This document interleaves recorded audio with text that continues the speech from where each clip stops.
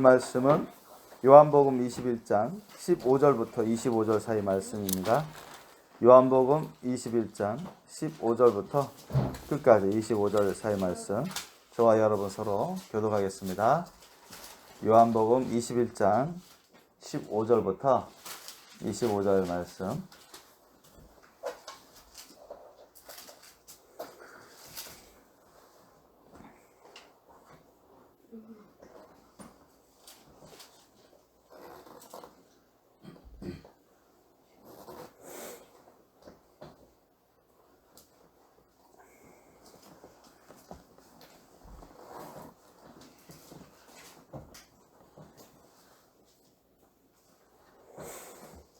자, 21장 15절부터 25절 서로 교독하시겠습니다.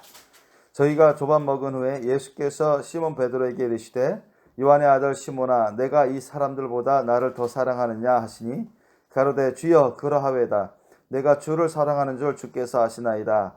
가라사대 내 어린 양을 먹이라 하시고, 또 두 번째 가라사대 요한의 아들 시몬아, 내가 나를 사랑하냐 하시니 가로되 주여 그러하외다. 내가 주를 사랑하는 줄 주께서 아시나이다. 가라사대 내 양을 치라 하시고, 세 번째 가라사대 요한의 아들 시몬아, 내가 나를 사랑하느냐 하시니 주께서 세 번째 내가 나를 사랑하느냐 하심으로 베드로가 근심하여 가로되 주여 모든 것을 아시오매 내가 주를 사랑한 줄을 주께서 아시나이다. 예수께서 가라사대 내 양을 먹이라. 내가 진실로 진실로 내게 이르노니 젊어서는 내가 스스로 뛰고 원하는 곳으로 다녔거니와 늙어서는 내 팔에 걸리니 남이 내게 뛰고 원치 아니하는 곳으로 데려가리라. 이 말씀을 하심은 베드로가 어떠한 죽음으로 하나님께 영광을 돌릴 것을 가르치심이라라. 이 말씀을 하시고 베드로에게 이르시되 나를 따르라 하시니 베드로가 돌이켜 예수의 찾아가시는 그 제자가 따르는 것을 보니 그는 만찬석에서 예수의 품에 의지하여 주여 주를 파는 자가 누구니까 묻던 자더라. 이에 베드로가 그를 보고 예수께 여짜오되 주여 이 사람은 어떻게 되겠습나이까?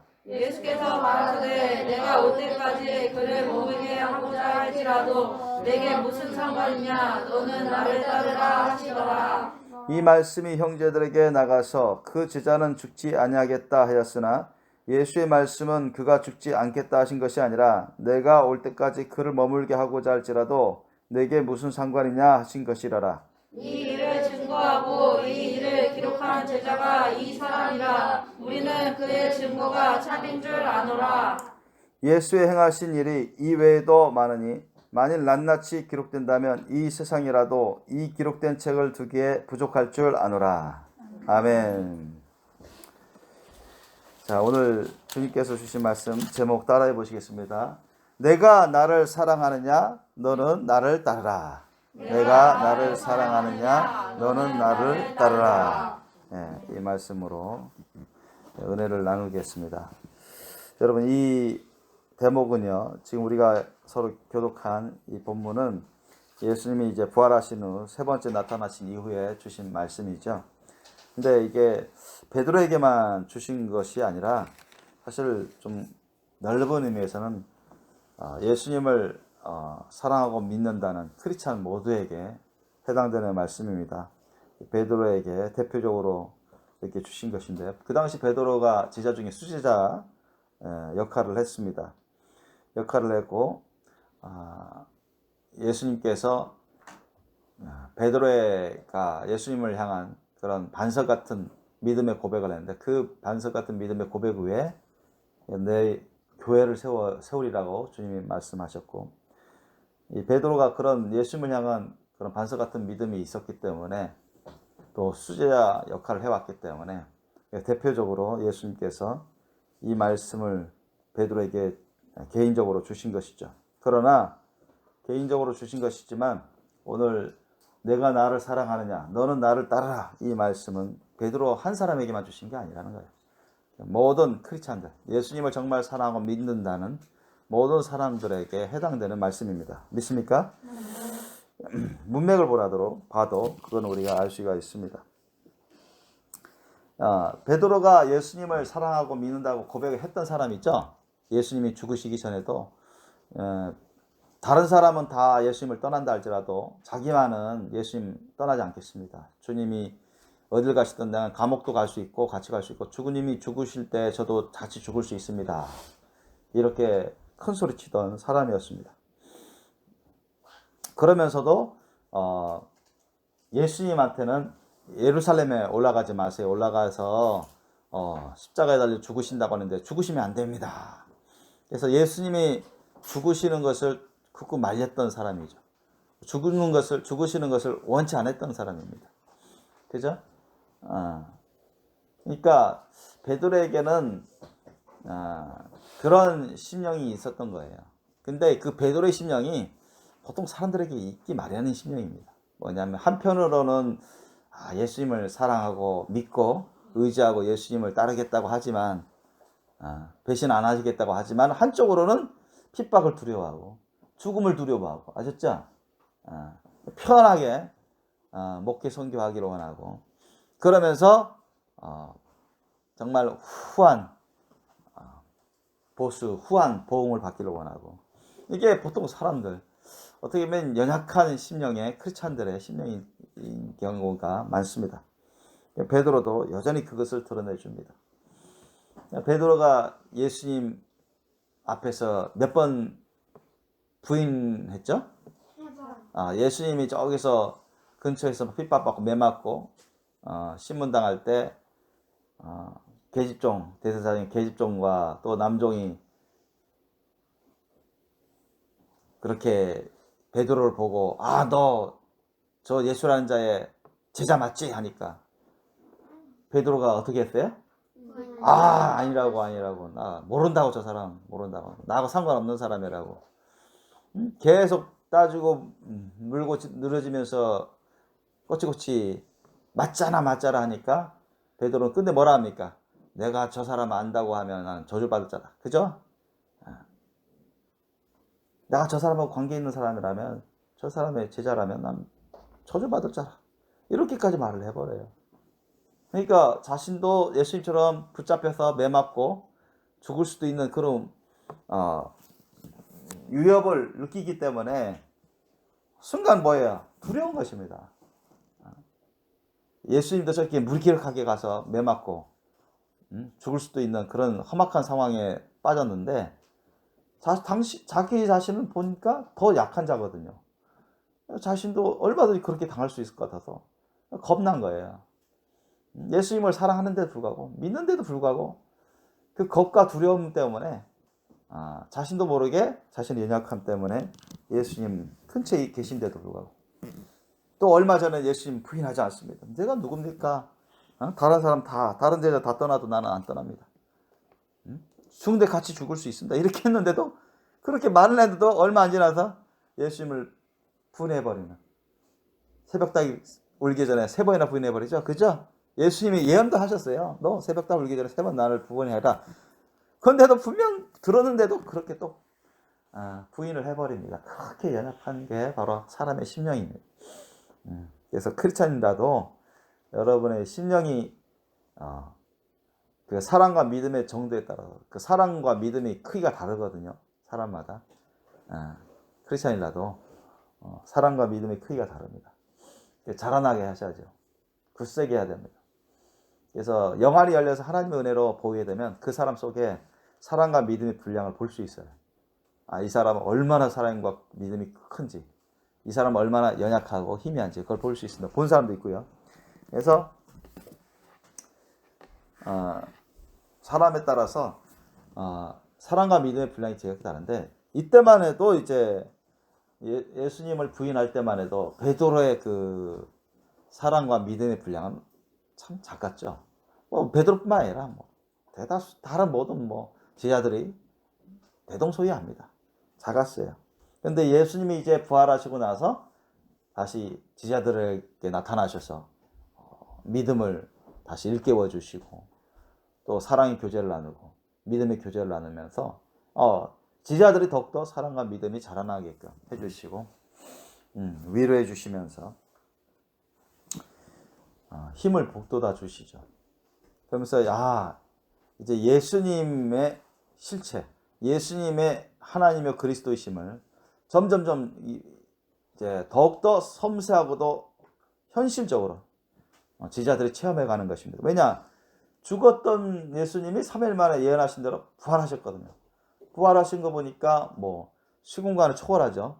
순간 나타났다가 순간 사라지시고 벽도 뚫어버리시고 그냥 스르륵 들어오시고 스르륵 나가시고 그러면서 또 같이 잡수시고 밥도 먹고 떡도 먹고 고기도 잡수시고 얘기도 하시고 만지기도 하시고 참 인간 이성적으로는 이해하기 어려운 그런 경지의 예수님을 체험하면서 예수님은 진짜 사람으로 오신 하나님이시구나. 베드로가 고백했잖아요. 주는 그리스도 하나님의 아들이십니다. 그죠? 구원자, 그 하나님의 아들. 하나님으로부터 성령을 통해서 태어나신 그 아들, 독생자. 사람으로 태어나신 그 아들, 독생자. 이런 고백을 하신 겁니다. 그것을 이제 체험하는 거죠. 체험하면서, 예수님이야말로 진짜 하나님이요, 그리스도시고, 하나님의 아들 오신 독생자시구나. 그 고백처럼 체험하면서, 믿음이 자라나는 것입니다. 그렇구나. 예수님 말씀하신 게 하나도 틀린 게 없구나. 본인들의 그런 사랑과 믿음이 부족하여서 또 두려움과 겁에 질려서 예수님을 부인했던 거 회개하면서 자신들이 믿음 없음을 한탄하고 그잖아요. 도마도 그렇게 부활하신 예수님을 안 믿다가 예수님이 직접 나타나셔서 자신을 보여주시면서 의심하는 자가 되지 말고 믿는 자가 되라고 하실 때 도마가 쓰러지면서 뭐라 했어요? 울면서 눈물 흘리면서 예수님은 하나님이십니다. 그리스도십니다. 과연 하나님이십니다. 그러니까 능력으로 예수님이 부활하시고 능력으로 이렇게 역사하시는 예수님을 만나니까 그때 깨지는 거죠. 자신들의 그런 믿음 없음과 사랑의 부족함과 그런 것을 보게 되고 깨닫게 되고 회개하게 되는 것입니다. 그런데 예수님이 이제 부활하시고 이제 40일 동안 제자들에게 그 사이에 이제 나타내 주셨는데 성경에 보면은 뭐 40일 내내 매일같이 기록되지는 않았습니다만은 그러나 40일 동안 부활했다고 증거하고 있습니다. 부활해서 40일 동안 부활한 게 아니라 부활하고 40일 동안 제자들에게 이 세상에서 있으시면서 제자들에게 나타나시고 그리고 있으시면서 제자들에게 만나주시면서 40일 동안 보내시다가 승천하신 걸로 성경은 기록되어 있습니다. 근데 40일 동안 제자들을 만나서 또 사랑과 믿음의 교제를 하면서 하나님의 말씀을 일깨워 주시고 그들이 어떻게 이제 앞으로 신앙생활하고 어떻게 사역을 해야 되고 어떻게 삶을 살아가야 될지 알려주시죠. 그래서 오늘 이 본문 말씀은 세 번째 제자들에게 나타나신 이후에 조반 먹은 후 예수님이 이제 수제자격인 베드로에게 말씀하시는 것입니다. 요한의 아들 시몬아, 내가 이 사람들보다 나를 더 사랑하느냐 하시니, 자, 예수님께서 왜 이런 말씀을 하실까요? 너가 이 사람들보다 나를 더 사랑하느냐 이걸 물어보세요. 그래서 예수님께서 지금 이걸 한 번만 물어보신 게 아니라 거의 비슷하게 3번이나 물어보십니다. 그죠? 그 다음 16절 보니까 두 번째 가르쳤을 때 요한의 아들 시몬아, 베드로에게 말씀하시는 거죠. 내가 나를 사랑하느냐 하시니, 그 다음 또 17절에 또 세 번째 가르쳐 요한의 아들 시몬아, 내가 나를 사랑하니. 왜 반복적으로 이렇게 예수님도 반복법을 많이 쓰셨어요. 너무 중요한 거죠. 이게 너무 중요하니까. 베드로가 예수님을 3번 부인했으니까 3번 내가 나를 사랑하냐 이렇게 반복적으로 단순히 그 이유 때문에 그거 한 건 아니에요. 그런 이유도 있지만 3번 부인했기 때문에 그것을 치유하기 위해서 3번이나 내가 나를 사랑하냐 확실히 물어보면서 확실한 고백을 할 수 있도록 그렇게 해주면서 예전에 그런 자신을 새벽닭이 울기 전에 3번이나 부인했던 그런 아픈 기억을 치유하고자 하시는 그런 부분도 있지만 사실 그것보다 더 근본적인, 더 근원적인 동기가 있었습니다. 예수님에게는. 왜 그랬을까요, 여러분?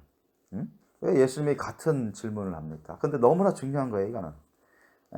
이거는 우리 신앙에 있어서 너무너무 중요한 첫 단추이면서 이거는 사람의 구원과도 직결된 문제뿐 아니라 사역과도 직결된 문제입니다. 사명 사역과도 직결된 문제예요. 그래서 예수님 말씀하시는 거예요. 요한의 아들 시몬아, 내가 이 사람들보다 나를 더 사랑하냐? 원어를 보면 아가페오라고 되어 있습니다. 그러니까 아가페 사랑으로 나를 사랑하느냐? 이거 계속 물어봐요. 물어봅니다. 왜 예수님이 같은 말씀을 3번이나 질문했을까요? 이건 뭐 베드로에게, 여기는 1차적으로 베드로에게 말씀한 거지만 사실 우리에게도 하나님이 주시는 물음입니다. 주시는 물음. 여러분에게도 얘야, 누구야? 누구야? 너가 나를 사랑하느냐? 이 사람들보다 너가 나를 더 사랑하느냐? 이 사람들이라는 것은 제자들이죠. 예수님 믿고 섬기는 다른 제자들, 크리스찬들. 그러니까 세상 사람들은 말할 것도 없고, 너 친구들, 너 가족들, 식구들, 나를 믿고 섬기는 너 가족들, 나를 믿고 섬기는 너 친구들, 교회 사람들보다 너가 나를 더 사랑하느냐? 이건 뭘 의미하는 것입니까, 여러분? 왜 이런 질문을 3번이나 했을까요? 다른 질문도 하실 거이 많으실 텐데. 예. 물론 예수님은 모든 사람의 심령의 상태를 아시지만 왜 이런 질문을 하셨을까요? 뭘 원하셔서, 어떤 것을 주님께서 가르쳐 주시고 어떤 것으로 이끌어 주시기 위해서 이런 질문을 하셨을까요? 여러분, 우리가 구원을 얻기 위해서는 구원의 믿음을 가져야 되는데, 구원의 믿음은 어디서부터 나옵니까? 하나님의 사랑으로부터 나옵니다. 아셨죠? 하나님의 사랑, 예수님의 사랑이 없는 그런 믿음은 다 거짓입니다. 아셨죠? 성경은 그것을 증거하고 있어요. 예수님 고도신도 책에도 제가 그것을 증명했지만, 예수님이 그걸 쓰게 하실 때 아주 중요한, 가장 중요한 부분이라고 하셨어요. 그게 사실 성경이 가장 중요한 부분입니다. 성경이 가장 중요한 부분. 근데 예수님의 사랑이 없으면, 예수님의 사랑을 통하지 않고서는 절대 구원의 믿음은 나올 수가 없어요. 구원의 믿음의 열매는 맺을 수가 없습니다. 그 예수님의 사랑은 어떤 사랑이죠? 아가페오 사랑입니다. 아셨죠? 마음을 다해, 목숨을 다해, 뜻을 다해, 힘을 다해 하나님을 사랑하는 그 사랑입니다. 예수님은 사람들도 사랑하지만 누구를 더 사랑할까요? 하나님을 더 사랑합니다. 아셨죠? 그러면 예수님은 우리한테 물어보신다. 너희는 하나님을 더 사랑할래? 너나 너희 식구를 더 사랑할래? 너 친구를 더 사랑할래? 비슷한 겁니다. 여러분 누구를 더 사랑해야 되겠습니까? 여러분 진짜 하나님을 더 사랑합니까? 그걸 원하시는 거예요, 여러분. 여러분 자신을 더 사랑하는지, 아니면 여러분 아들, 딸을 더 사랑하는지, 여러분의 식구를 더 사랑하는지, 아니면 다른 친구를 더 사랑하는지. 하나님은 그걸 베드로에게 가르치고자 하시고 우리 모두에게 가르치고자 하시는 것입니다. 우리에게 구원의 열매가 맺을 수 있는 그 구원의 믿음을 얻고, 또 그뿐만 아니라 그런 반석 위에서 우리가 사명의 사역을 감당하려면 이것은 필히 확실해야 됩니다. 필히 확실히 있어야 돼요. 그게 뭐냐? 아가페오 사랑입니다. 아주 기본적인 것, 첫 단추입니다. 이게 흔들려서는 안 돼요. 이게 흔들리면 안 됩니다. 흔들리면 어떻게 돼요? 베드로가 예수님 앞에서 부인했던 것처럼 그런 꼴이 되는 거예요. 그런 꼴에서 어떻게 교회가 제대로 서겠습니까? 사명의 사역을 제대로 감당할 수 있겠냐고요. 그래서 예수님께서 내가 이 사람들보다 나를 더 사랑하느냐. 주님의 뜻은 베드로가 자기 자신을 포함해서 모든 사람들보다 예수님을 더 사랑하기를 원했습니다. 아셨죠? 예수님 하나님이요, 구주시잖아요. 그게 아가페오 사랑의 첫 출발입니다. 마음을 다하고 목숨을 다하고 뜻을 다하고 힘을 다해야 인생을 다해서 하나님을 사랑하는 것, 예수님을 사랑하는 것. 그것이 첫 순서입니다. 너 이런 사랑을 너 갖고 있느냐? 너 이런 사랑으로 나를 사랑하니? 이렇게 물어보는 거지. 이것을 저와 여러분에게도 물어보십니다. 아셨죠? 여러분에게 이런 아가페오 사랑, 아가페 사랑이 있어야 됩니다. 여러분 자신보다 예수님을 더 사랑해야 되죠. 그래야 천국 갑니다. 아멘? 천국 가요. 그래야 뭐 거룩한 신부가 되는 게 아니라 그 전에 그것이 없으면 거룩한 열매인 구원의 믿음이 없어요.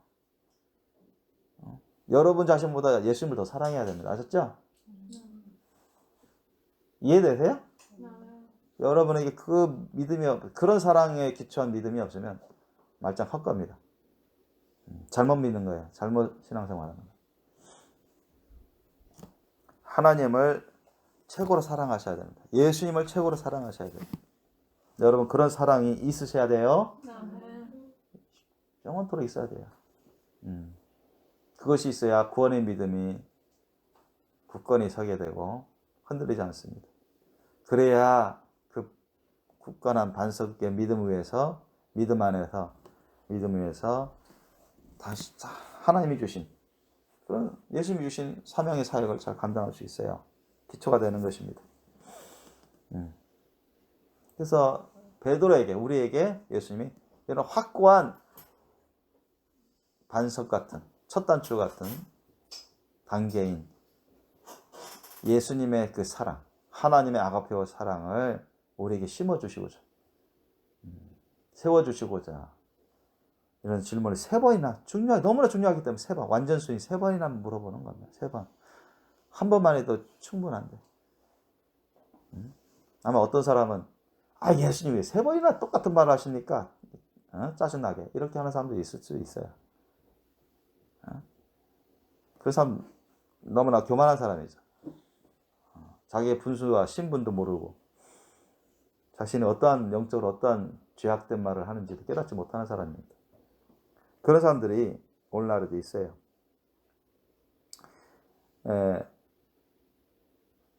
예수님이 이렇게 내가 나를 사랑하니? 내가 나를 정말 사랑하냐? 이렇게 물어보실 때 저와 여러분에는 말만 그러면 안 돼요. 베드로도 처음에는 그랬잖아요. 제가 주님을 위해서 죽을 수도 있고 감옥에 갔을 수도 있고 주님 떠나지 않습니다. 고백도 정확하게 100점 만점에 고백도 했어요. 아셨죠? 얼마나 칭찬받을 만한 그런 고백과 정성입니까? 그러나 실제로는 그런 핍박이 임했을 때 자기도 잡혀서 고문당하고 죽을 수도 있겠다는 그런 상황이 벌어졌을 때는 여지없이 무너지는 것. 그것은 왜 그렇습니까? 그 심령에 아가페오 사랑이 굳건하지 못했기 때문입니다.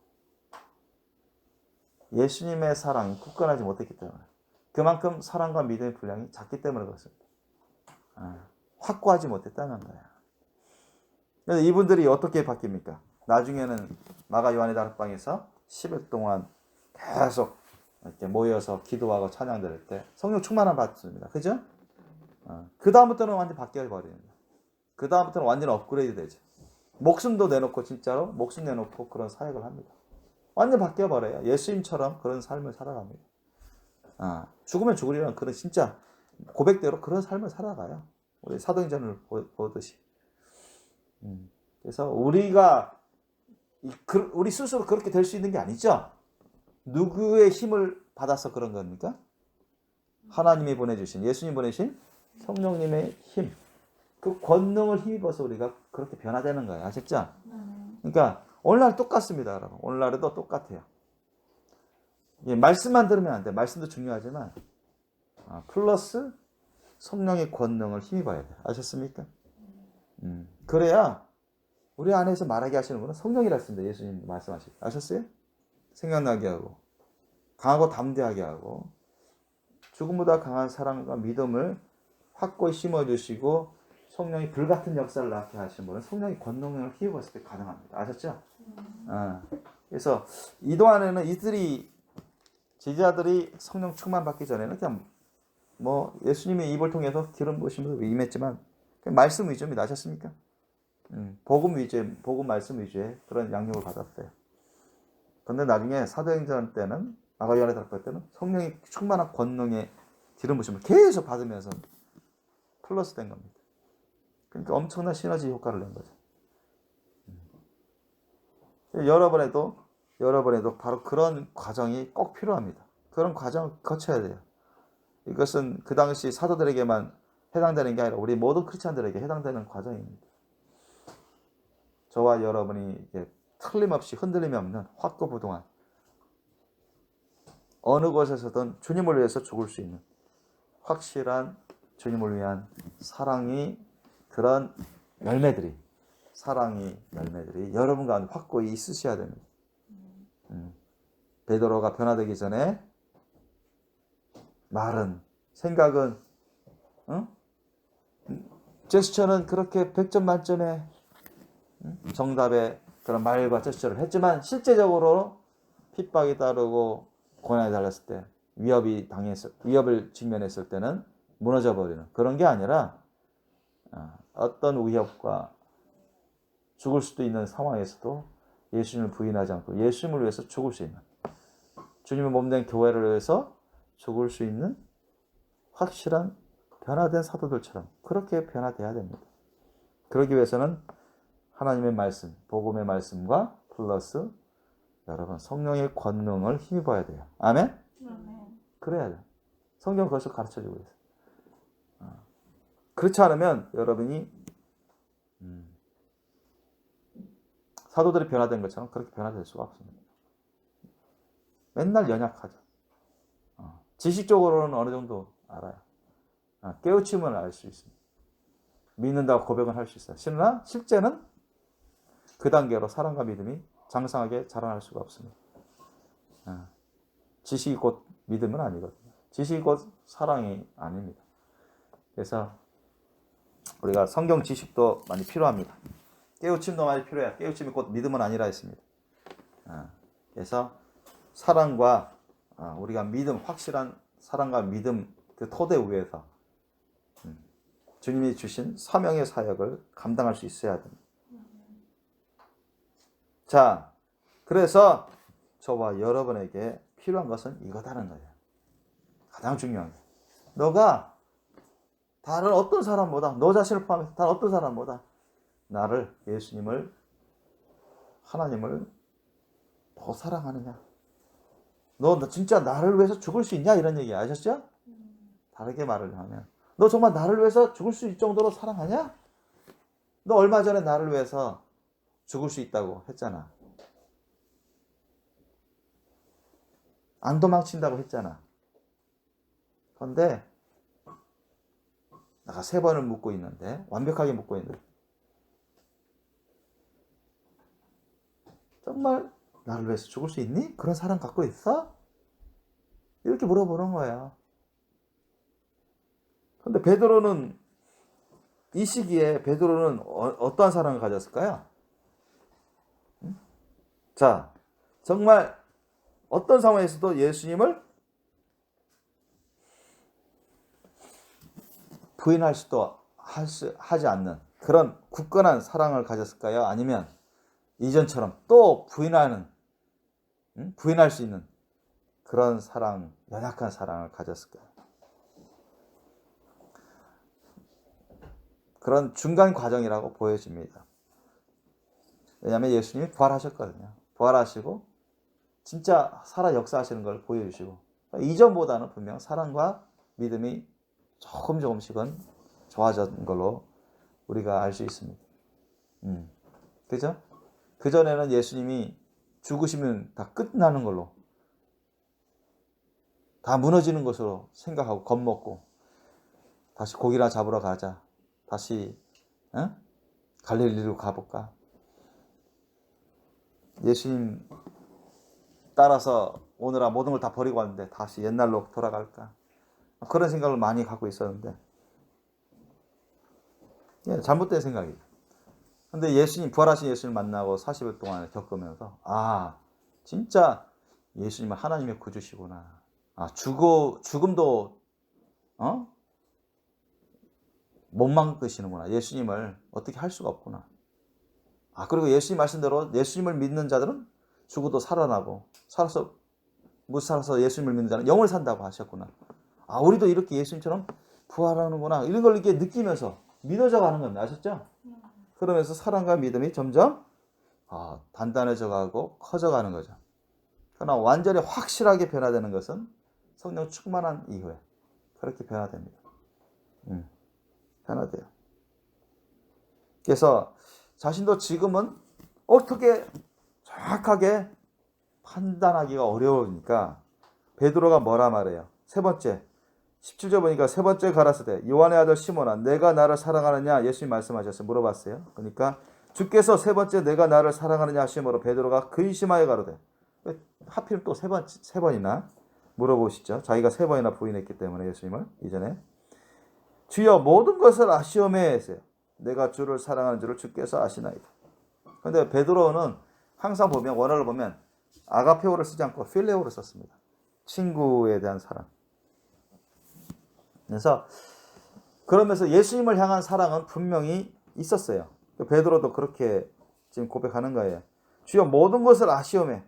내가 어느 정도의 분량으로 주님을 사랑하는지는 정확히 판단 못하겠다는 거죠. 베드로가. 그죠? 예수님이 말씀하시는 건 너는 마음을 다해 목숨을 다해 뜻을 다해 힘을 다해 나를 사랑하느냐? 나를 위해서 너 정말 죽을 수 있는 그 사랑으로 사랑하느냐? 이렇게 물어보시는 건데 베드로는 지금 같으면은 그럴 것 같기도 하고 못하고 이전보다는 좀 좋아진 것 같은데 혹시 확실하게 말하기가 어려워요. 그러나 예수님은 다 아시거든요. 그죠? 그래서 그렇게 할 수밖에 없어요. 그렇게 고백할 수밖에. 주여 모든 것을 아십니다. 주님께서. 내가 주를 사랑하는 건 분명한데 그게 주님의 기준에 봤을 때 주님의 분량으로는 어느 정도인지 제가 분명하게 말하기가 어려워서 이런 말을 하는 거죠. 근데 예수님도 다 아시죠. 예수님이 기다리시는 거예요. 기다리셔서 너희들이 정말 지금은 연약하지만 내 말을 들어서 예루살렘에서 모여서 열심히 기도하고 성령 임하기를 구하고 기도하다 보면 때가 되어 예수님이 하나님의 성령을 보내주실 때 성령 충만 받으면 이 사람들이 예수님을 빼닮은 거룩한 신부로서 많은 사람들을 주님께로 이끌 거라는 것을 예수님이 다 아신 겁니다. 그러시며 예수님께서 이제 올라가시기 전에 승천하시기 전에 대표격인 베드로에게 명령을 하시죠. 명령어를 썼어요. 내 양을 먹이라. 처음에는 뭐라 했어요? 내 어린 양을 먹이라. 내 양을 치라. 내 양을 먹이라. 이 뭐예요? 예수님을 사랑하고 믿고 섬기는 그런 크리스찬. 다른 어린 크리스찬들, 다른 어린 크리스찬 성도들을 그들을 양육하라는 것입니다. 예수님이 지혜들을 양육하신 거죠. 아셨죠? 이게 아주 중요한 거죠. 아주 중요한 건데 이것을 잘 하려면은 첫 단추 잘 껴야 됩니다.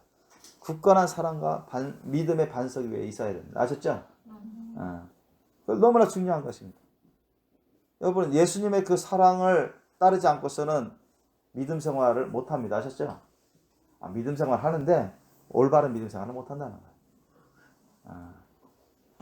예수님의 사랑으로 믿음 생활을 해야 되는데 예수님의 사랑으로 믿음 생활을 하지 않는 건 다 거짓입니다. 아셨죠? 사람들은 속이고 속을 수 있지만 하나님은 안 속아요. 그러니까 거룩한 열매가 안 됩니다. 신령한 열매가 안 돼요.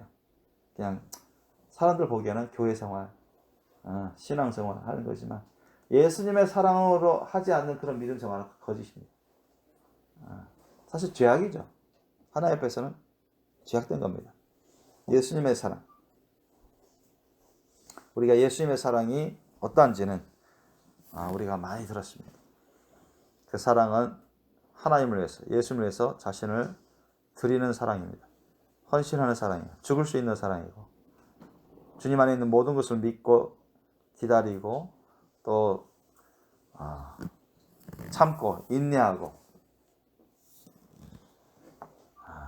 또 진리와 함께 기뻐하고 불의를 기뻐하지 않고 미워하고 죄를 멀리하고 사랑으로 용서하고 겸손으로 따르는 그러한 것이 바로 사랑입니다. 예수님의 사랑.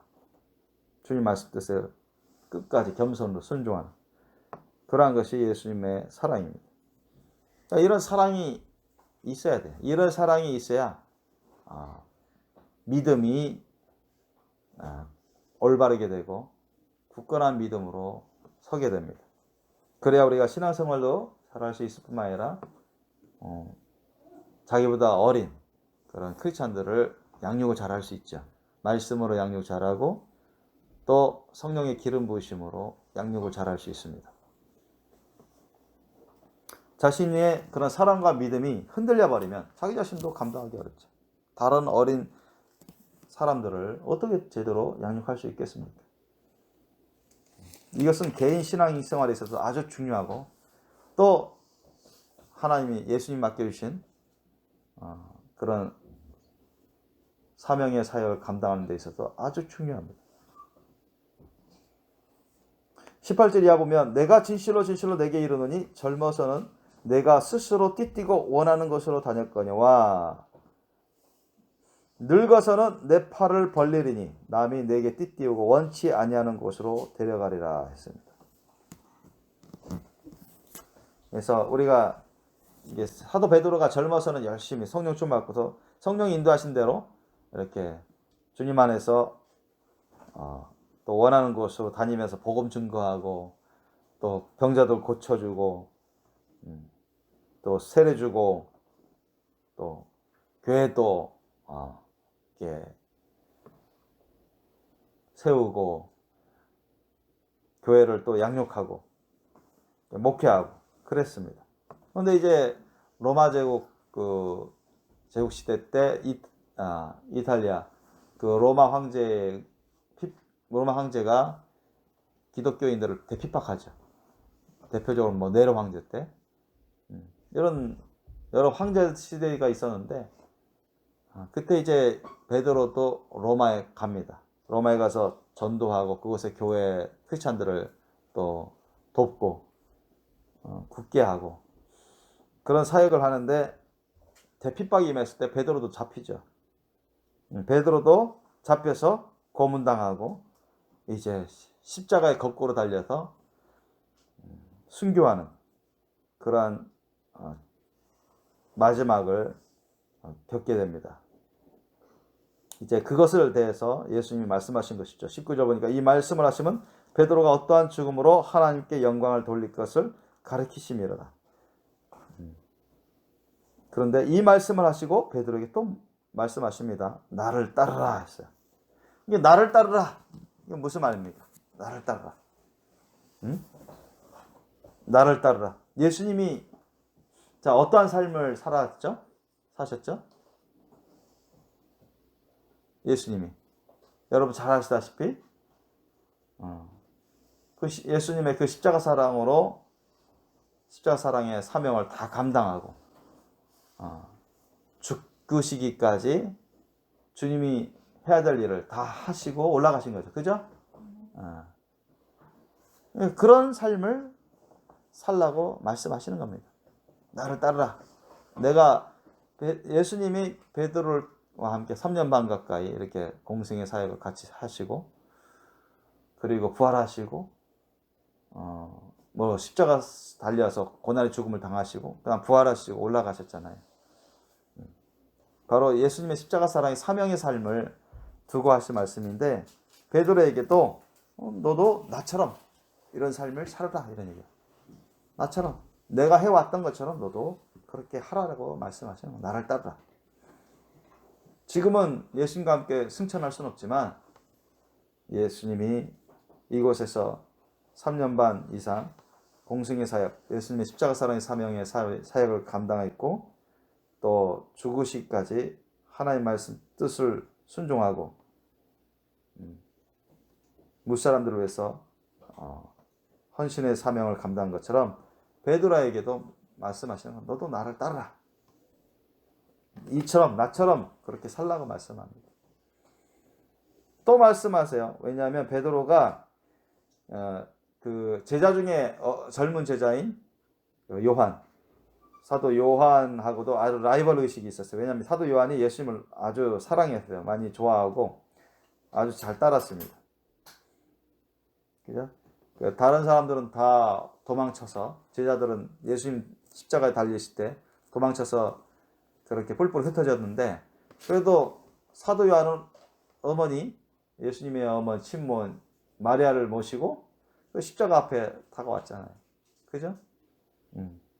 그리고 여러 곳에 보면은 사도 요한은 예수님을 아주 사랑하고 좋아하고 또 기염을 많이 받았어요. 예수님도 여기 보면 예수님의 사랑을 많이 받은 자라고 나오죠. 사랑을 받은 자. 베드로가 돌이켜 20절 보면 예수의 사랑하시는 그 제자, 이거 누구예요? 사도 요한입니다. 예수님과 사도 요한은 또 각별하게 친한 사이에, 그 제자가 따르는 것을 보니 그는 만찬석에서 예수의 품에 의지하여 주여 주를 파는 자가 누구오니까 묻던 자라라. 이 사도 요한과 라이벌 의식을 갖고 있어요. 베드로가. 이에 베드로가 그를 보고 예수께 여짜오되 주여 이 사람은 어떻게 되겠습니까? 그러니까 자기는 지금 직감에 보면 예수님이 자신을 보고 나를 따르라 이렇게 말씀하시는 거 보니까 나도 예수님처럼 이렇게 고난의 사역을 하다가 죽을 수도 있겠구나. 그런 삶을 살라고 하시는구나. 그걸 직감을 했을 겁니다. 그런데 자기하고 라이벌 의식 갖고 있는 젊은 청년 사도 요한을 대해서는 궁금하거든요. 예수님이 이 사람의 사도 요한에게는 뭐라고 지금 당장 얘기를 안 하시니까. 왜냐면 나만 예수님처럼 나만 순교당하고 이 사람은 젊은 사도 요한은 순교 안 당하고 그냥 편하게 사역하고 그런 걸 베드로가 사실 인간적으로 원하지 않았던 것 같아요. 보니까 같이 고생했으면 좋겠다. 누구는 편하게 사역하고 누구는 어렵게 사역하고 참 라이벌 의식 가지고 있는 사람들에게는 흔히 좀 뭔가 서운한 개운치 않은 그런 감정이 있죠. 보통 보면. 그래서 베드로도 사도 요한에 대해서 궁금해서 물어보지 않습니까? 주여 이 사람은 어떻게 되겠습니까? 예수님은 말씀 안 하셨는데도 베드로가 먼저 물어보잖아요. 근데 예수님은 거기에 대해서 딱 잘라 말씀하십니다. 22절 보니까 예수께서 가라사대 때 내가 올 때까지 그를 머물게 하고자 할지라도, 내가 올 때까지, 내가 재림할 때까지 그를 머물게 하고자 할지라도 내게 무슨 상관이냐 이렇게 딱 잘라 말씀하셔요. 예수님이 재림하여 오실 때가 아직까지도 재림 안 하셨는데, 그러니까 몇천 년 동안 사도 요한을 살게 하실지라도 그게 너하고 무슨 상관이냐 이러네요. 그런 말씀을 하신 것이죠. 너는 나를 따르라. 너는 나를 따르면 되는 거다. 그냥 우리가 신앙생활 할 때 하나님은 각 사람들을 각 처소에서 각 형편에 따라서 형편에 있었을 때 주님의 뜻에 따라 주님이 정하신 그런 분량에 따라서 그런 계획하심에 따라서 부르세요. 그러니까 우리 모든 사람들을 다 똑같이 주님께서 똑같은 상황에서 똑같은 분량으로 똑같이 쓰려고 부르시진 않습니다. 아시죠? 제각기 다릅니다. 식구들만 해도 제각기 다른데요. 사랑과 믿음의 분량도 다르고 그 사람이 처한 상황, 처지라든가 또 달란트, 은사도 똑같지 않습니다. 또 하나님이 우리를 한 사람들 어떻게 섬세하게 쓰시려고 하는지 정확히 달라요. 비슷할지라도 정확히 다릅니다. 자, 어떤 사람은 순교하기를 주님이 원하셔서 이 사람은 순교자로 써야 되겠다. 그렇게 계획하신 사람도 있고, 이 사람은 어떤 사람은 순교는 아니더라도 순교적인 그런 삶을 살면서 나를 섬기게끔, 하나님을 섬기게끔, 사명을 감당하게끔 그렇게 쓰시려고 하는 사람도 있습니다. 우리가 순교도 마음대로 못합니다. 그죠? 우리가 순교도 하나님께 영광인데 본인에게도 큰 열매가 되고, 근데 그것도 함부로 할 수 없어요. 자기 자신 스스로. 하나님이 허락하셔야만 합니다. 하나님이 계획 가운데 허락하셔야만 해요. 너는 나를 따라. 그러니까 지금 베드로에게 예수님이 집중해서 말씀하고 있는 것이죠. 사도 요한 나름대로 하나님이 다 계획하고 계십니다. 그죠?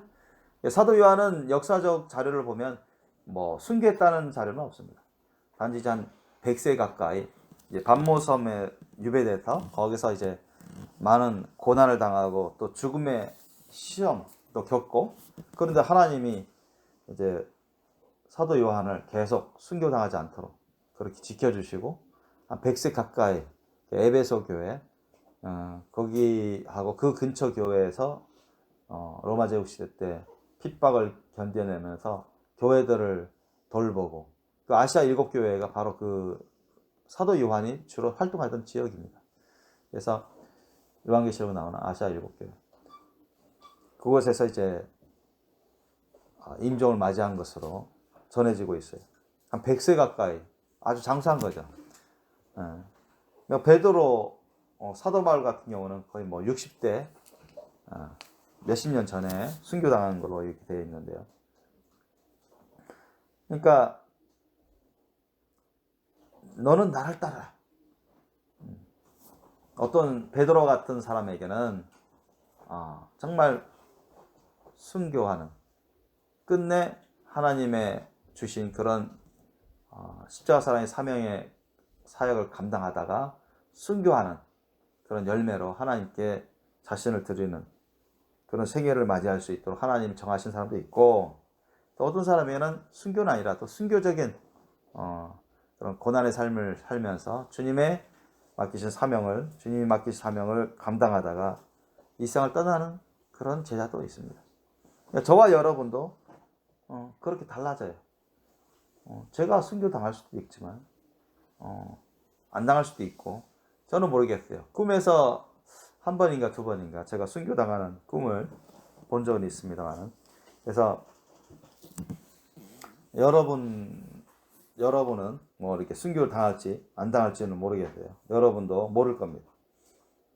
그러나 주님께서 우리에게 원하시는 것은 우리가 순교를 당하든 순교를 안 당하고 이 세상을 떠나든 간에, 여러분, 우리는 순교 신앙을 가지고서 순교적인 그런 십자가 사랑의 사명을 감당하는 삶을 살아가기를 원하십니다. 아멘? 네. 그래서 예수님이 나를 따르라, 너는 나를 따르라는 것은 바로 그거예요. 큰 개념으로서, 넓은 의미로서 순교를 당하든 순교를 당하지 않든 그게 핵심이 아니라, 우리가 끝까지 예수님의 사랑으로, 예수님의 믿음으로, 주님을 위해서, 주님이 맡긴 사명을 위해서 죽는 한이 있더라도 주님을 따라서 열심히 사명을 감당하는 삶을 살기를 원하신다는 것입니다. 이것이 바로 예수님을 따르는 삶입니다. 여러분은 준비되셨나요? 이걸 우리가 준비할 수 있어야 돼요. 준비되셔야 됩니다. 이런 삶이 주님이 원하시는 거예요. 주님이 너 나랑 함께 선교 가자 하는데, 위험해서 힘들어요. 죽을 수도 있고요. 못 가겠어요. 나중에 때가 되면. 그건 주님이 원하시는 게 아니죠. 주님이 원하시는 게 아닙니다. 잘못된 거죠, 사실은. 잘못되는 거죠. 주님께서 자, 나와 함께 선교 가자 하면 선교 가는 거예요. 감사함으로, 당연하게 여김으로, 사랑과 믿음으로. 죽는 한이 있더라도 주님이 주신 사명을 감당하면서 그 일을 감당하는 것이 바로 예수님을 따르는 것입니다. 믿습니까? 글쎄요, 제가 지금은 준비 안 되는데 나중에 준비되면 그때 가서 생각해 볼게요. 이거는 너무 허약한, 주님이 원하시는 대답이 아니에요. 주님이 원하시는 대답이 아니에요. 그러니까 저와 여러분에게 주님께서 그 주시는 십자가 사랑의 순교적인 사명을 감당하기 위해서는 반드시 예수님의 사랑으로 우리가 단단하게, 확실하게, 확고하게 준비되셔야 됩니다. 그래야 굳센 믿음을 우리가 발휘할 수가 있고 하나님 말씀 뜻대로 자신을 부인하면서 순종하고 죽는 한이 있더라도 사명을 감당할 수가 있는 것입니다. 그렇지 않으면은 우리가 이런저런 하나님 보시기에 맞지 않는 그런 핑계와 이유를 대가면서 주님이 명령, 주님이 우리에게 주시는 그런 사명들을 감당할 수가 없어요.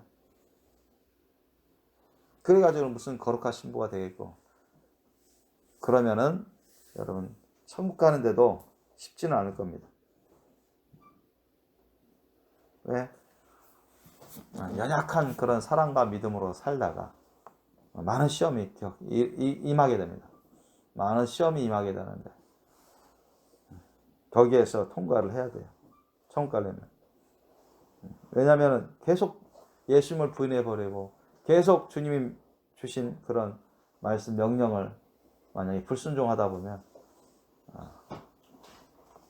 천국과 지옥의 갈림길에서 자기가 떨어질 수가 있습니다. 계속 불순종하다 보면 죄악 가운데. 그래서 여러분이 오늘 말씀을 통해서 나에게 있는 그 사랑과 믿음이 어떠한지 살펴보세요.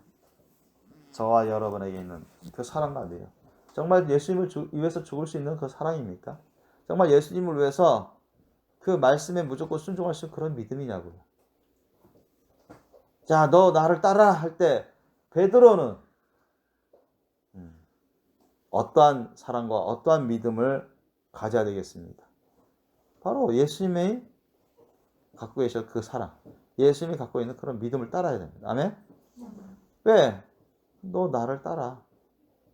주위에 있는 사람 생각하지 말고 나는 너를 이렇게 쓰려고 하니까 너 나를 따라.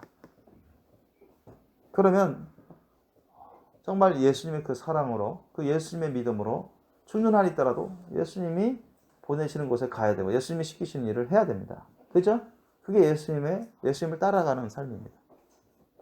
믿습니까? 그거예요.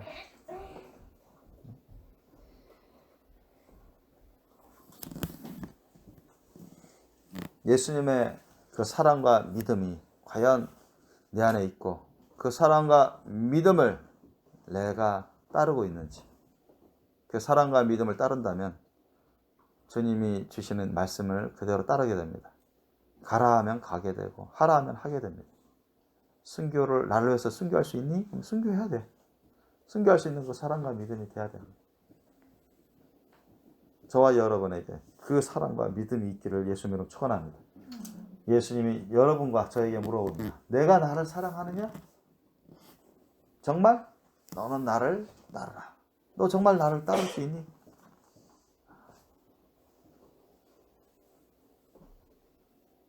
우리가 생각으로나 마음 한편에 어떤 원하는 것으로 또는 말로만 하는 게 아니라 실제적으로 이제 사도 베드로 요한이 변화된 것처럼 우리도 그렇게 변화될 수 있으셔야 됩니다. 그래야 거룩한 신부 반열에 서게 됩니다. 거기에는 예수님의 사랑과 그 믿음이 저와 여러분에게 있어야 되고 예수님의 사랑과 믿음을 따르는 그 열심이 있으셔야 됩니다. 저와 여러분이 확고히 결단하셔야 돼요. 베드로는 어떻게 결단했을까요? 지금 베드로는 따르라 하시더니 했대. 베드로는 뭐는 없어요. 나를 따르라. 19절에 나를 따르라 했을 때 베드로는 예 따르겠습니다 이런 말은 없어요. 22절에 너는 나를 따르라 하시더니 베드로는 예 따르겠습니다 이런 대답은 없습니다. 그러나 베드로는 근데 따랐죠. 근데 따랐습니다. 성령 충만함으로 변화되어서 따랐어요.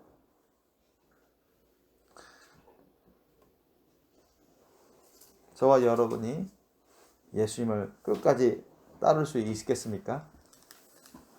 여러분, 예수님이 여러분에게 질문하시면 내가 나를 사랑하느냐? 너는 나를 따르라. 저와 여러분에게 질문하시는 거야. 베드로에게만 질문하시는 게 아니라.